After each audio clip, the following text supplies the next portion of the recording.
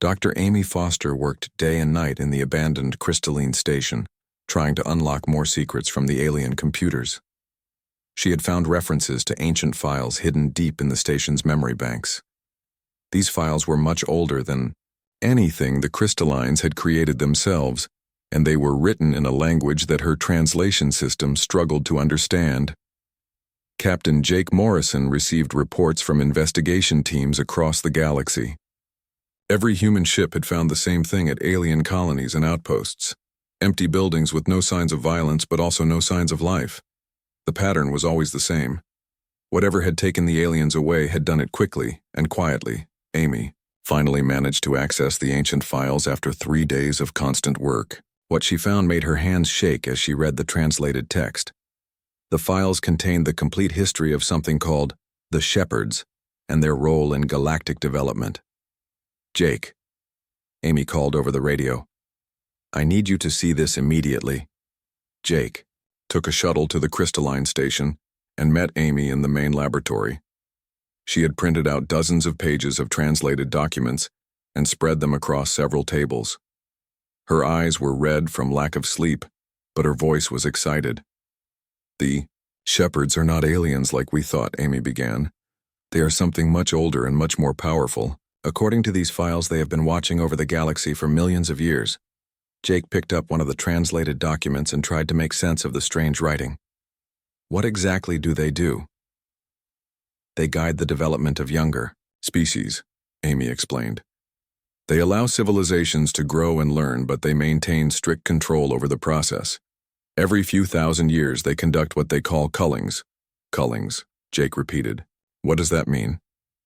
Amy pointed to a section of text that described previous events. "They remove any species that becomes too dangerous to the galactic order. According to these records, they have eliminated dozens of problematic species throughout. A history." Jake felt his stomach drop. "So they killed all those species." "That is what I thought at first," Amy said. "But look at this." She showed him another document that described the process in more detail. "The species are not destroyed. They are moved to what the files call parallel dimensional space." Jake tried to understand what this meant. "So all the aliens are still alive somewhere else?" "Yes." Amy nodded. "The Shepherds evacuated every species in our galaxy and moved them to a safe place. They left humanity alone as a test." The implications of this discovery hit Jake like a physical blow. Humanity was not responsible for the disappearance of alien life. They were being tested to see if they deserved to remain in the galaxy. "What kind of test?" Amy showed him the final section of documents she had translated. "If humanity destroys itself in isolation, the Shepherds will repopulate the galaxy without us. If humanity survives and shows that it can be peaceful, then we will be allowed to join the greater galactic community." "How long do we have?" Jake asked. Amy checked her calculations. "According to the timeline in these files, humanity has one Earth year to prove itself.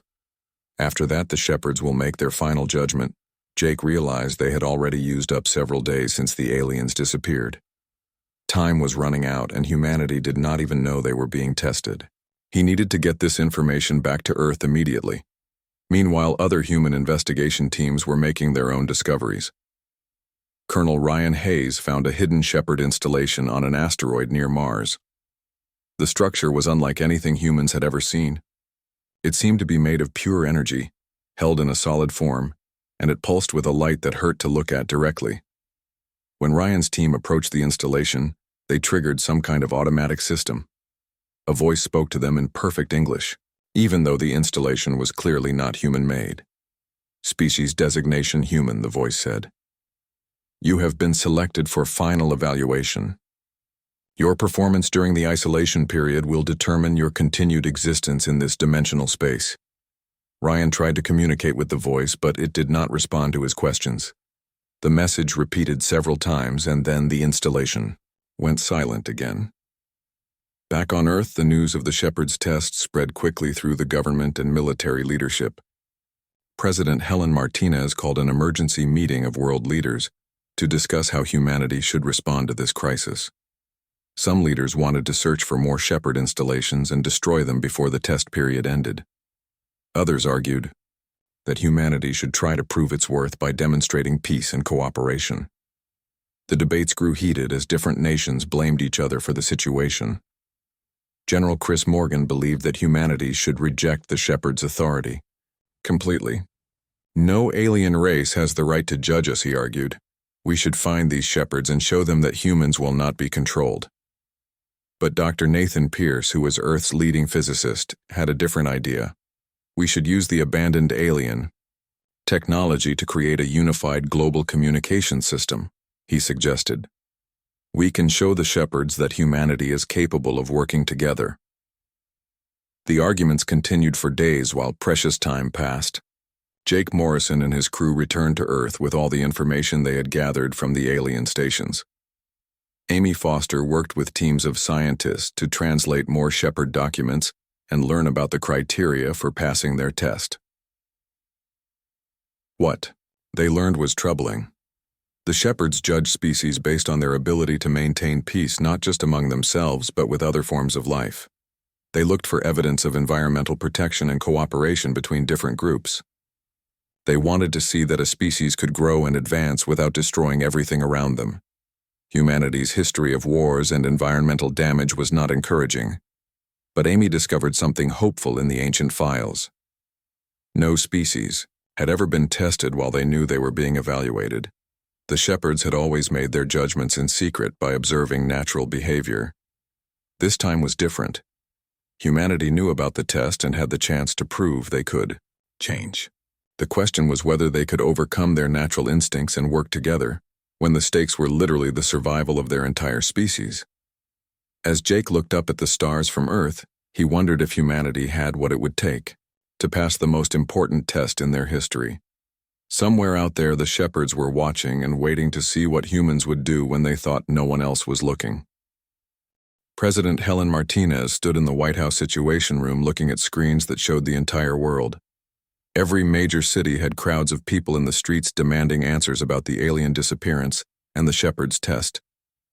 Some groups wanted the government to fight back against the alien judges. Others called for immediate peace negotiations with any Shepherds they could find. The revelation that humanity was being tested had leaked to the public despite attempts to keep it secret. Now the whole world knew that their survival depended on proving they were worthy of existing alongside alien species. The pressure was enormous and Helen could feel the weight of 7 billion lives on her shoulders. General Chris Morgan sat at the conference table with military leaders from around the world. He had been pushing for an aggressive response since learning about the Shepherds. We cannot allow aliens to decide our fate, he argued. Captain Morrison's team found several Shepherd installations throughout the solar system. We should strike them before they can complete their evaluation. Dr. Nathan Pierce shook his head. He had been working with Amy Foster and other scientists to understand the alien technology left behind in the abandoned stations. General Morgan, that would be exactly the wrong approach. The Shepherds are testing our ability to choose cooperation over violence. Attacking them would guarantee our failure. Helen listened to both sides, but she knew the decision was hers alone. The other world leaders had agreed to follow America's lead since the discovery had been made by American space crews. Whatever choice she made would affect not just her country, but all of humanity. Dr. Pierce, Helen said, "Tell me more about your Unity project." Nathan pulled up displays showing a global communication network that could connect every person on Earth. We can use the abandoned alien technology to create something unprecedented, a system that would allow instant communication between any two people anywhere on the planet. We could demonstrate that humanity can work together on a scale never before achieved. And you think this would impress the Shepherds? Helen asked. Amy Foster spoke up from her seat at the table. The ancient files suggest that the Shepherds value cooperation and unity above all other traits. No species has ever created a truly global communication system. Most civilizations remain divided into competing groups even after they develop space travel. General Morgan was not convinced. What if you are wrong? What if the Shepherds see global unity as a threat instead of a positive development? They might decide we are becoming too organized and powerful. Helen understood his concern, but she also knew that humanity had limited options. The test period was already half over and they had made no clear progress toward proving their worth. Something dramatic needed to happen soon. Meanwhile, Captain Jake Morrison and his crew were exploring more Shepard installations throughout the galaxy. Each site they found was more advanced than human technology could understand. The structures seemed to exist partially in normal space and partially in other dimensions that humans could not perceive. At one installation near Jupiter, Jake's team triggered another automatic message. This time, the Shepard voice provided more specific information about the test criteria. Species designation human, the voice began. Evaluation parameters include, but are not limited to environmental stewardship, intergroup cooperation, technological responsibility, and response to crisis situations.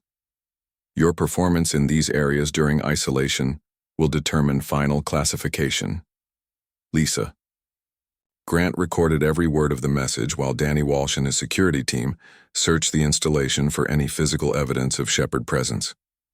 They found chambers filled with what looked like liquid starlight and machines that hummed with energy from unknown sources.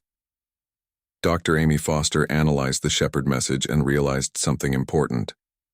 Jake, they are not just watching how we behave during the test period. They are also looking at how we respond to the crisis of learning about the test itself. This meant that every action humanity had taken since discovering the Shepards was part of the evaluation. The arguments between world leaders and the public protests and the debates about fighting versus cooperation were all being observed and judged. Back on Earth, President Martinez made her decision. "We will proceed with Dr. Pierce's Unity project," she announced. "All nations will contribute resources and personnel to create the global communication system. This will be humanity's answer to the Shepherd's test."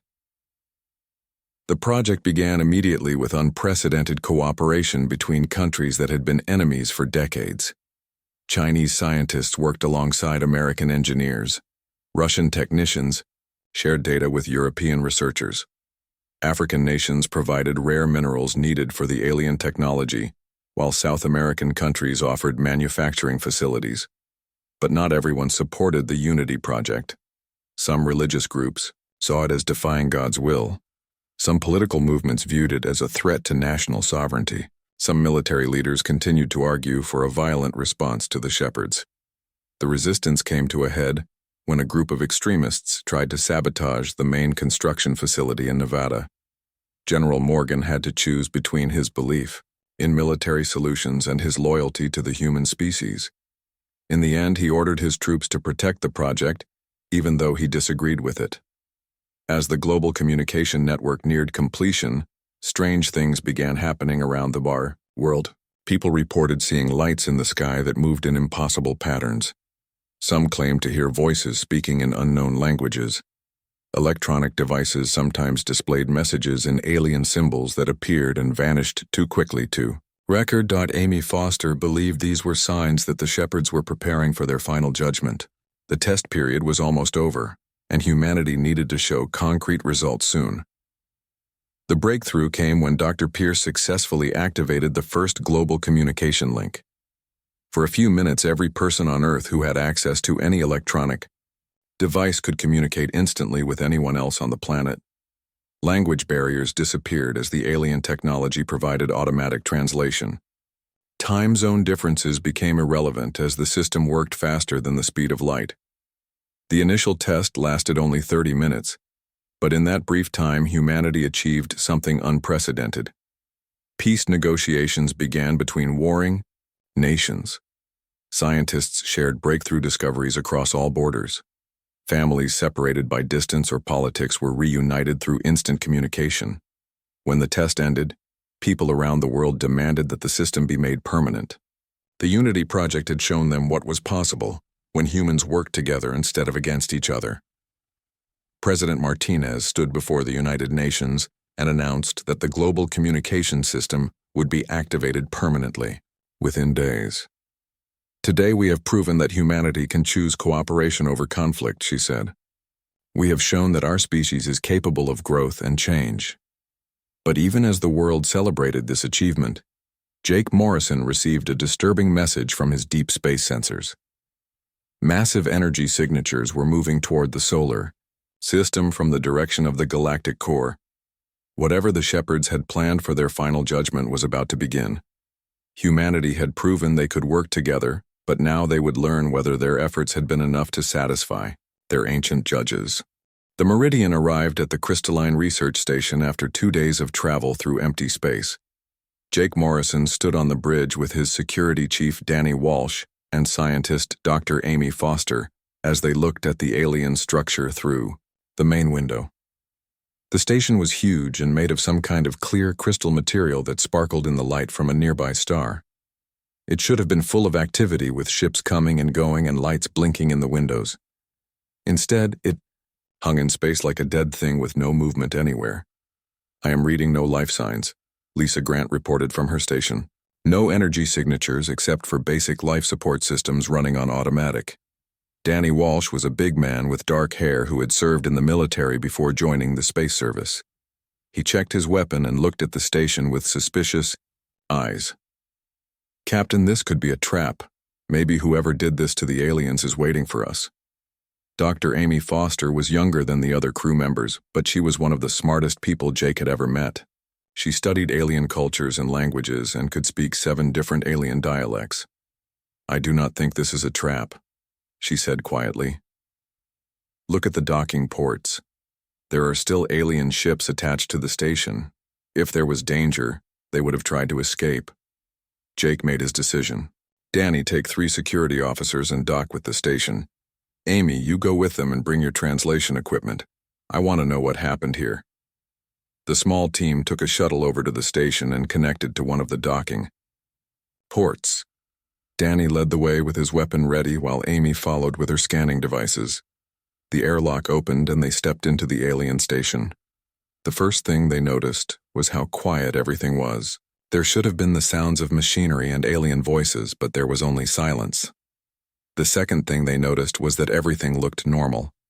The lights were on, and the air was breathable, and there were no signs of fighting or damage. They walked through corridors lined with crystal walls that showed strange alien writing.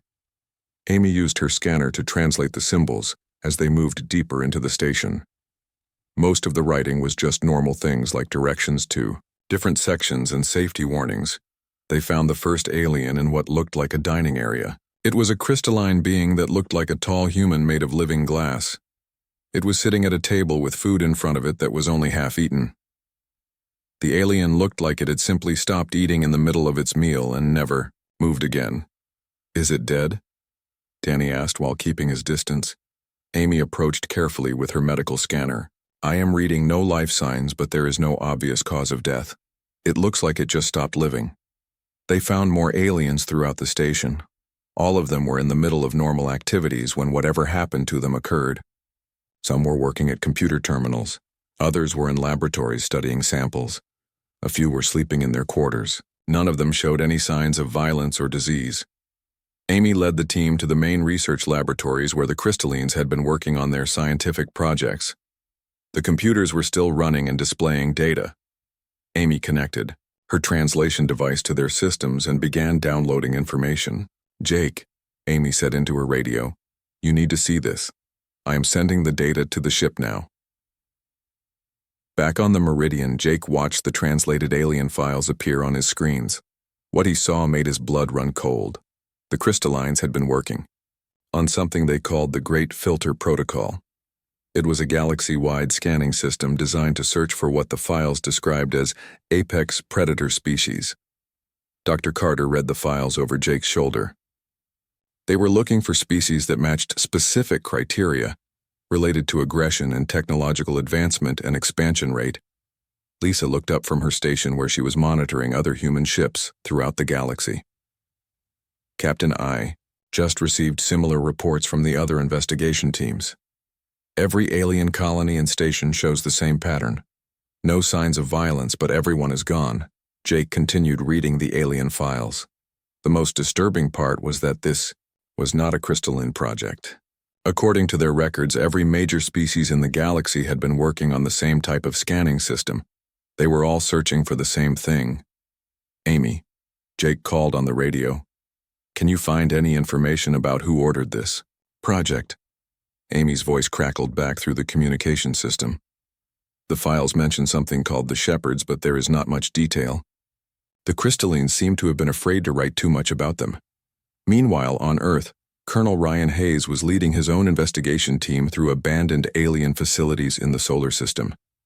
The aliens had built several small research posts near Earth to study human development, and all of them were now empty, just like everywhere else.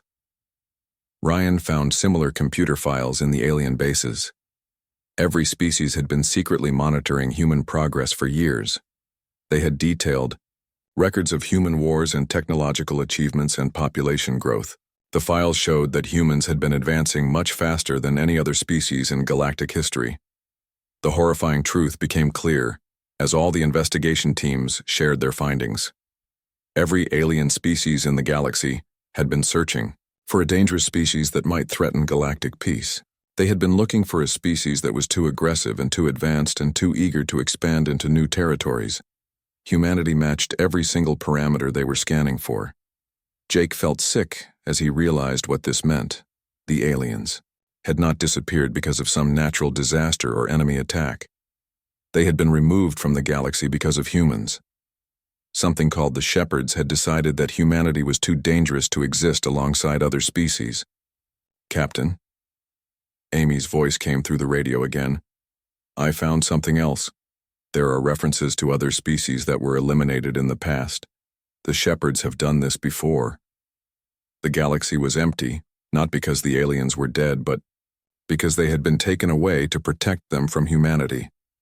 Jake looked out at the stars and realized that his species might be alone not by accident, but by design. Someone or something had judged the human race and found them wanting. The question now was what the Shepherds planned to do about it. Captain Jake Morrison stood on the bridge of the human research vessel Meridian and watched the stars through the main window. The ship moved slowly through space at the edge of the solar system, where Earth was just a tiny blue dot in the distance. Jake had been out here for 3 months now with his crew of 20 people studying the strange signals that came from deep space. Lisa Grant sat at her station with headphones on her ears. She was the communications officer, and her job was to listen to all the radio signals that traveled between the stars. For 2 years, she had been hearing the same sounds every day. The Zephyrian traders would send their buying and selling messages across the galaxy. The Altarian diplomats would talk to each other about peace treaties and trade deals. The crystalline scientists would share their research data with anyone who wanted to listen. There were always dozens of alien voices filling the empty space with their conversations. But today was different. Lisa took off her headphones and turned to look at Jake with worry in her eyes.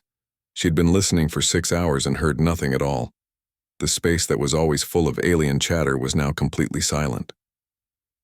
"Captain Morrison," Lisa said, in a quiet voice, "I think we have a problem." Jake walked over to her station and looked at the displays that showed all the different radio frequencies. Every screen showed the same thing: flat lines with no signals anywhere. "When did this start?" Jake asked. "I first noticed it yesterday morning, but I thought it was just equipment trouble," Lisa replied. "But I have checked everything 3 times and our systems are working fine. The problem is not on our end."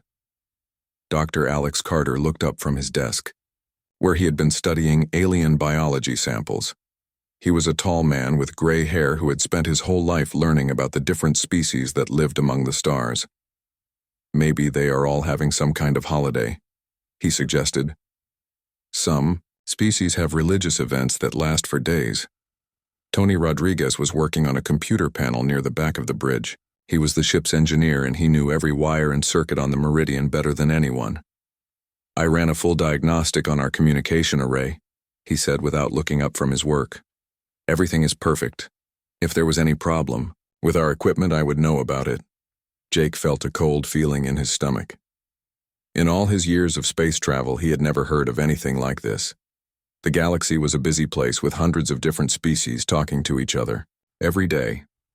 For everything to go quiet at the same time was not natural. "Lisa, contact Earth immediately," Jake ordered. "I need to speak with Solar Command right away." Lisa worked at her controls for several minutes before the face of Admiral Kate Phillips appeared on the main screen. Kate was an older woman with short white hair who had been in charge of human space operations for 15 years. Her expression was serious, and Jake could see she was not happy. "Captain Morrison," Kate said, "I was hoping you would call. We have been trying to figure out what is happening for the last 2 days, so you have noticed it too," Jake replied. "The complete radio silence from all alien species. Every human ship and station has reported the same thing," Kate confirmed. "Our deep space monitoring posts stopped receiving alien signals exactly 72 hours ago. We have tried sending messages to known alien colonies, but we get no responses." Dr. Carter moved closer to the screen. "Admiral Phillips, this could be some kind of natural phenomenon. Maybe a solar storm or cosmic event that is blocking radio waves." Kate shook her head. "We considered that possibility, but our scientists say there is no evidence of any natural interference. The problem seems to be that nobody is transmitting anything." Jake thought about what this could mean. The human race had only been part of the galactic community for about 10 years. Before that, they thought they were alone in the universe. Now it seemed like they might be alone again, but this time they knew that other species existed somewhere. "What are your orders, Admiral?" Jake asked. "I am sending you the coordinates of the nearest alien outpost," Kate said. "It is a crystalline research station about 2 days' travel from your current position. Go there and find out what happened. Take whatever time you need to investigate, but stay in regular contact with us." "Understood," Jake replied. "We will leave immediately." The screen went dark and Jake turned to his crew. Tony was already preparing the engines for the journey. Lisa was setting up long-range communication equipment. Dr. Carter was gathering his research tools and samples. "Jake," Lisa said softly, "what if something terrible happened to all of them?" Jake looked out at the stars again. Somewhere out there were millions of alien beings living on thousands of different worlds. They had families and jobs and dreams just like humans did. The idea that they might all be gone was too horrible to think about. "We will find out what happened," Jake said with more confidence than he felt. "And we will figure out how to help them if we can." The Meridian turned away from Earth and headed toward the crystalline station. Behind them, the solar system grew smaller and smaller until it disappeared completely. Ahead of them was only darkness and silence, and the unknown mystery of what had happened to make an entire galaxy fall quiet. Jake stood on the bridge and wondered if humanity was truly alone again in the vast emptiness of space. The thought made him feel very small and very afraid, but he knew his duty was to find answers no matter what those answers might be. The shepherds appeared above every major city on Earth at exactly the same moment. Captain Jake Morrison watched from the bridge of the Meridian as enormous beings of pure light materialized in space around his ship. They were beautiful and terrifying at the same time, looking like living stars shaped into forms that human minds could barely understand. President Helen Martinez stood on the White House lawn with world leaders and millions of people around the globe watching as the shepherds began to communicate. Their voices spoke directly into human minds without using sound or radio waves. Species designation, human. The collective voice of the shepherds resonated in every human consciousness. "Your evaluation period has concluded. We have observed your responses to isolation and crisis. Your final test begins now." As the shepherds spoke, reality began to change around them. The empty alien colonies throughout the galaxy suddenly filled with life again. Ships appeared in orbit around planets that had been abandoned for months. Radio signals filled space as billions of alien voices resumed their conversations as if they had never stopped. Jake Morrison found his ship surrounded by vessels from dozens of different species. Crystalline research ships hung in space nearby, while Zephyrian trade vessels moved past them toward distant markets. Altarian diplomatic cruisers transmitted greeting messages in multiple languages. "Lisa," Jake called to his communications officer, "are you receiving this?" Lisa Grant worked frantically at her station as alien signals flooded their systems. "Captain, I am getting messages from every species in the galaxy. They are all asking the same question. They want to know how humanity behaved during the isolation period." Dr. Amy Foster realized what was happening. "Jake, this is the real test. The shepherds did not just remove the aliens to see how we would act alone. They want to see how we respond to suddenly being the newcomers in a restored galactic community. The alien messages were not hostile, but they were concerned.